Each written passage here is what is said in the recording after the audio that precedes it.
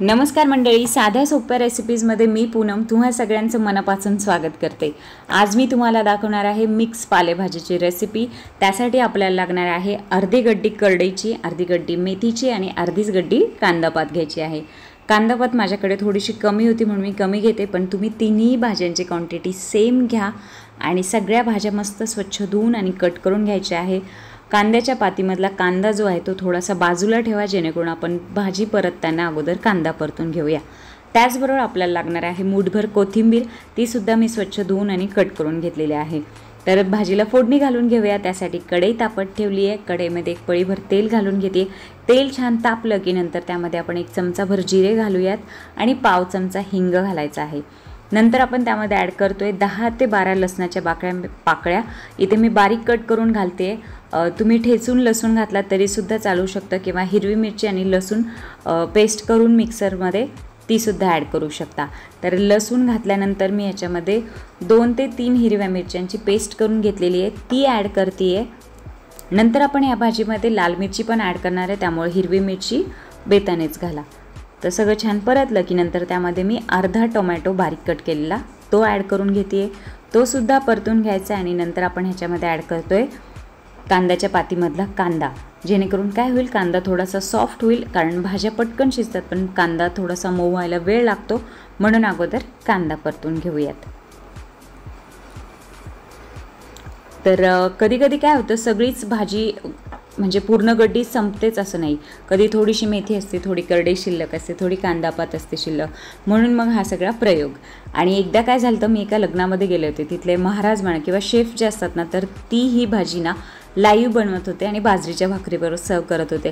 तर त्यावेळेस मी तिथे बघितली आणि मला तेव्हाही आवडली, म्हणून मी घरी आल्यानंतर प्रयोग केला या भाजीचा। आणि घरातल्यांना पण ही भाजी खूप आवडते, म्हणून मी ही भाजी नेहमी बनवते। म्हणजे आठवणीने मी थोड्या थोड्या भाज्या बाजूला ठेवते आणि नंतर अशी ही मिक्स भाजी बनवते।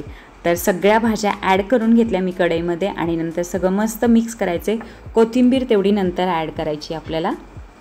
तर ह्याच्यामध्ये मी अर्धा चमचा हळद आणि 1 चमचाभर लाल मिरचीची पावडर घालते, जी की फक्त कलरची आहे, म्हणजे काश्मीरी लाल मिरची आहे। तर मस्तपैकी सगळं छान परतून घ्यायचंय। भाज्यांमध्ये ना त्यातल्या त्यात पालेभाज्यांमध्ये मीठ हे नंतरच ॲड करावं, कारण काय होतं, भाज्या श्रिंक होतात शिजल्यानंतर आणि मग मिठाचा अंदाज येत नाही। तर थोड्याशा भाज्या परतल्यानंतर मी याच्यामध्ये कोथिंबीर घालून घेते आणि झाकण लावून आपण 5 मिनिटासाठी मंद आचेवर ह्या भाज्या सगळ्या छान शिजू देऊत। आणि नंतर मी याच्यामध्ये चवीपुरतं मीठ आणि 1 ते 1.5 मोठा चमचा भरून भाजलेले शेंगदाण्याचा कूट घालते। तुम्ही जर सुरुवातीलाच हिरवी मिरची, लसूण आणि शेंगदाण्याचं वाटण करून घेतलं आणि ते ॲड केलं तरी सुद्धा चालू शकतं।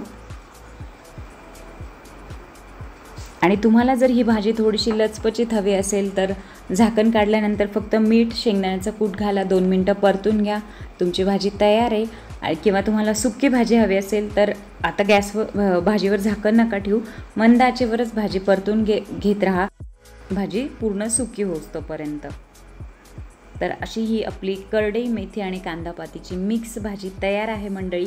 नक्की बनवून बघा। आणि त्याचबरोबर तुम्ही जर माझ्या चॅनलवर नवीन असाल तर मी माझ्या चॅनलवर अशा साध्या सोप्या आणि हेल्दी रेसिपीज अपलोड करत असते, त्यामुळे चॅनलला नक्की व्हिजिट करा। व्हिडिओ आवडल्यास लाईक करा, शेअर करा आणि माझ्या चॅनलला सबस्क्राईब करायला सुद्धा विसरू नका। त्याचबरोबर बेल आयकॉनचं बटन प्रेस करा, जेणेकरून माझ्या नवनवीन रेसिपीजचे अपडेट तुम्हाला येत राहतील। तर रेसिपी शेवटपर्यंत पाहताय त्यासाठी तुमचे खूप खूप थँक्यू। असंच प्रेम देत राहा। बाय।